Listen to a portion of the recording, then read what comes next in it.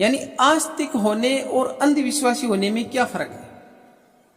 हमारे कुछ जो लोग हैं वो भगवान में आस्था रखने वाले हैं और कुछ लोग हैं जो भगवान में आस्था नहीं रखने वाले। तो अब हम जो भगवान में आस्था रखने वाले हैं वो कैसे लोग हैं और जो भगवान में आस्था नहीं रखने वाले वो कैसे लोग। ताज्जुब की बात तो यह है कि लोगों को ये पता ही नहीं है भगवान क्या है, आस्था क्या है, आस्तिकता क्या है, नास्तिकता क्या है। बस जो पुराने विचार हम पर थोपे गए उसी के आधार पर हम आगे चलने जा रहे हैं।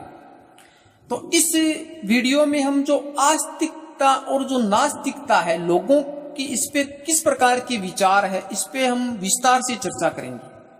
और ये जो चैनल है वो इसी प्रकार का है कि इस पे आपको जो हकीकत है वही आपको देखने को मिलेगी, इस पे काल्पनिक कथाएं हैं वो आपको देखने को नहीं मिलेगी। यानी जो समाज के अंदर जो घटना घट रही है उन घटनाओं से जोड़ते हुए हमारे दैनिक जीवन में एक सकारात्मक परिवर्तन आ सके, वही चीजें आपको इस चैनल पे मिलेगी। तो अगर आप मेरे चैनल पर पहली बार विजिट कर रहे हो तो चैनल को सब्सक्राइब जरूर कर ले, क्योंकि आपको जो क्वालिटी की चीजें वो इस चैनल पर देखने को मिलेगी।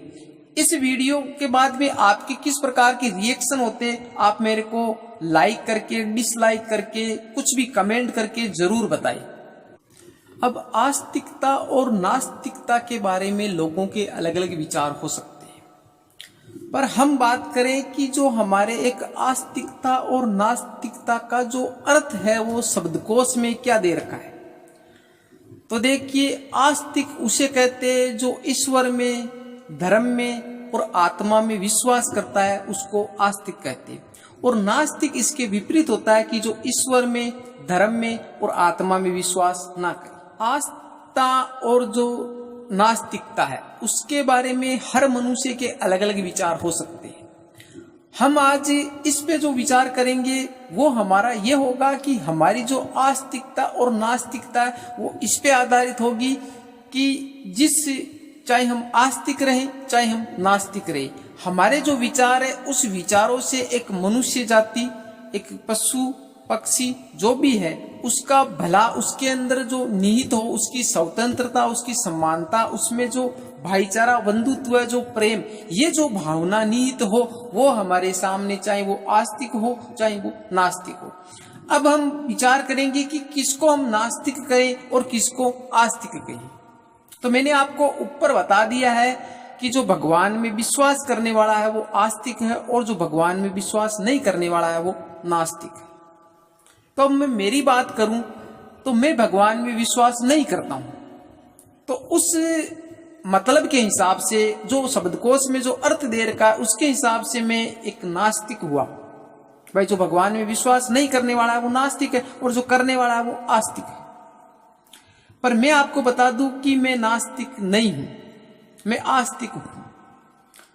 अब देखिए, आपको पहले अच्छे से जो मैंने अर्थ बताए उन अर्थों को समझना है कि उसके अंदर दे रखा है कि जो भगवान में विश्वास करने वाला है वो आस्तिक है, जो धर्म में विश्वास करने वाला है वो आस्तिक है। तो मैं उस भगवान में विश्वास नहीं करता हूं जो अभी तक आपको बताए गए, जिस प्रकार मान लिया माता जी, बालाजी, भैरू जी, जो भी है, जितने भी जो देवी देवता है, चाहे वो हिंदू धर्म से हो, चाहे वो मुस्लिम धर्म से हो, चाहे वो सिख धर्म से हो, किसी भी धर्म से हो, उन देवताओं में विश्वास नहीं करता हूं। दूसरी बात, धर्म की बात करें तो हिंदू, मुस्लिम, सिख, ईसाई, जैन जो भी धर्म है उन धर्मों में भी विश्वास नहीं करता हूं। तो इसका मतलब यही हुआ कि मैं आस्तिक नहीं हूं, नास्तिक हूं। परंतु मैं जो बता रहा हूं वो ये है कि जिस प्रकार आप पर पुराने टाइम से विचार थोपे गए कि आपको बताया गया ये आपका धर्म है, ये आपका भगवान है, तो ये आप पर बताए गए। अब आपको वो पसंद आए या ना आए वो खुद के विवेक पे निर्भर करता है। तो क्या आप अपने हिसाब से अपना भगवान नहीं बना सकते? अब मैं उसमें ऐसा तो लिखा ही नहीं गया है कि आप बालाजी को मानते हो तो आस्तिक हो, आप भैरू जी को मानते हो तो आस्तिक हो, ठीक है, आप कृष्ण को मानते हो तो आस्तिक हो, ऐसा नहीं लिखा। उसमें लिखा गया है कि आप ईश्वर में विश्वास करते हो तो आस्तिक हो, आप ईश्वर में विश्वास नहीं करते हो तो आप नास्तिक हो। तो मैं जिस ईश्वर में विश्वास करता हूं मैं उस हर चीज को ईश्वर मानता हूं जो मेरे में एक सकारात्मक परिवर्तन करे। मैं उस हर विचार को ईश्वर मानता हूं जो मेरे में एक अच्छा परिवर्तन लाए, मेरी जिंदगी को आज से कल एक बेटर बनाए। उस हर विचार को, हर इंसान को, हर उस प्राणी को मैं भगवान मानता हूं। तो क्या मैं आस्तिक नहीं हुआ? क्योंकि मैंने खुद का भगवान मेरे हिसाब से सेट कर लिया। बात करते हैं हम धर्म की, तो मैं धार्मिक हूं। मैं उस धर्म को मानता हूं जिसके अंदर एक भाईचारा हो, जिसमें एक सभी की स्वतंत्रता हो, जिसमें सभी को समान दृष्टि से देखा जाए, ठीक है, जिसमें एक इंसान को इंसान होने का बोध हो, तो उसको मैं धर्म मानता हूं। तो क्या फिर मैं आस्तिक हुआ या नास्तिक हुआ? यानी पुराने टाइम से जो आप पर थोका गया, आपने बिना सोचे बिना समझे जैसा का तैसा आपने ग्रहण कर लिया। जिस प्रकार मैं आपको कहूं कि 2 और 2 4 होते, तब तक तो ठीक है। अगर मैं आपको कहूं 2 और 2 5 होते हैं और तब भी आप उसको मान ले, तो इसके अंदर आप मूर्ख हो। जो आस्तिकता और नास्तिकता की जो बात करें हम, तो उसके अंदर जो भगवान बताया गया है, तो उसके अंदर ऐसा नहीं बताया गया। उसमें सिर्फ यही बताया गया है कि उस शब्द का जो अर्थ लगाएं, तो उसमें लिखा है कि जो भगवान में विश्वास करने वाला है वो आस्तिक है और जो विश्वास नहीं करने वाला है वो नास्तिक है। तो ये शास्त्रों के हिसाब से आपको बताया गया है। अब आप उस भगवान को माने या ना माने, ये आपके खुद के विवेक पे निर्भर करता है। जिस प्रकार शुरुआत से तो थे नहीं, किसी ने तो शास्त्र लिखे ही होंगे, तो क्या अपने हिसाब से आप खुद के शास्त्र नहीं लिख सकते? भाई वो शास्त्र जो एक मानव का भला करे, एक मानव को मानव की दृष्टि से देखे, तो क्या ऐसे शास्त्र, ऐसे विचार आप नहीं रख सकते? तो आप खुद का भगवान बना लीजिए, खुद का धर्म बना लीजिए। जरूरी थोड़ी है कि आप हिंदू धर्म को ही माने, आप मुस्लिम धर्म को ही माने, आप सिख धर्म को, जैन धर्म को ही माने। इन खुद का एक पर्सनल धर्म हो सकता है, आपकी एक खुद की मान्यता है। क्योंकि यहाँ पर जो जिस प्रकार लागू किया गया है भारत का कानून, तो इसमें अपने हिसाब से आप हिंदू धर्म का आदमी मुस्लिम जो धर्म है उसके विचारों को ग्रहण कर सकता है, मुस्लिम धर्म का जो एक व्यक्ति है वो हमारे हिंदू धर्म के जो विचार है उनको बाध्यता तो है ही नहीं कि भाई आपको ऐसा ही करना पड़ेगा। तो आप खुद अपने हिसाब से कर लीजिए। परंतु मेरा जो कहना वो ये है कि जैसा आप पर थोपा गया वर्षों से, आप उस पर एक क्वेश्चन मार्क लगा दीजिए, आप उस पर क्वेश्चन करना प्रारंभ कर दीजिए। मैं जैसे मेरे जो बच्चे, उनसे भी ये कहता हूं कि आपको मैं जैसा बता रहा हूं सेम वैसे का वैसा ही आपको नहीं मानना है। आपको उस पे विचार करना है, आपको उस पे सोचना है, समझना है कि हकीकत में ये सत्य है या नहीं है। ऐसा आपको कभी नहीं मानना है कि मेरे बाप ने कहा है तो ये हकीकत ही होगा, ये सत्य ही होगा। हो सकता है कि अपने स्वार्थ के लिए बाप भी झूठ बोल दे, ऐसा भी तो हो सकता है। तो मैं मेरे बच्चे को भी कहता हूं कि आपको शक करना है, और शक ऐसा भी नहीं है कि फालतू आप शक करो तो जिंदगी खराब हो जाती है, परंतु उन चीजों पे आपको शक करना है कि आपको इसमें शक पैदा हो कि यार ये ऐसा है या नहीं है। जिस प्रकार हम भगवान की बात करें, तो हमारे जैसे हिंदू धर्म के अंदर भगवान कृष्ण ने कहा है कि मेरी मर्जी के बगैर एक पत्ता भी नहीं हिलता है।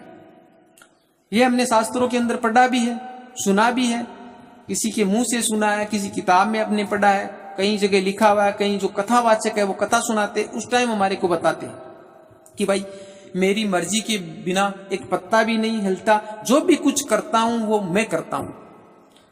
तो अब देखिए कि जिस प्रकार मैं बोल रहा हूं, चाहे मैं गलत बोलूं चाहे सही बोलूं, उसके अंदर मेरी कोई गलती नहीं है, क्योंकि इसको करवाने वाला कौन है? भगवान है। क्योंकि भगवान है वही करवा रहा है। किसी के साथ अन्याय हो रहा है तो भगवान करवा रहा है, किसी के साथ में कोई जुल्म हो रहा है, किसी के साथ में कोई बलात्कार हो रहा है, कुछ भी जो घटनाएं, चाहे वो सही घटनाएं घट रही हो और चाहे वो गलत घटनाएं घट रही हो, उसका जिम्मेदार है वो भगवान है। वो कह रहा है कि मेरी मर्जी के बगैर कुछ भी नहीं हो रहा है, तो गलत और सही का जिम्मेदार वो खुद है। भाई गलत और सही का जिम्मेदार वो खुद है। तो अब देखिए कि एक बाप अगर अपनी जो औलाद, क्योंकि माना गया है कि जो हम सारे वो भगवान की संतान है। अब हम सारे क्या है? भगवान की संतान है, और भगवान क्या है? हमारे पिता तुल्य है।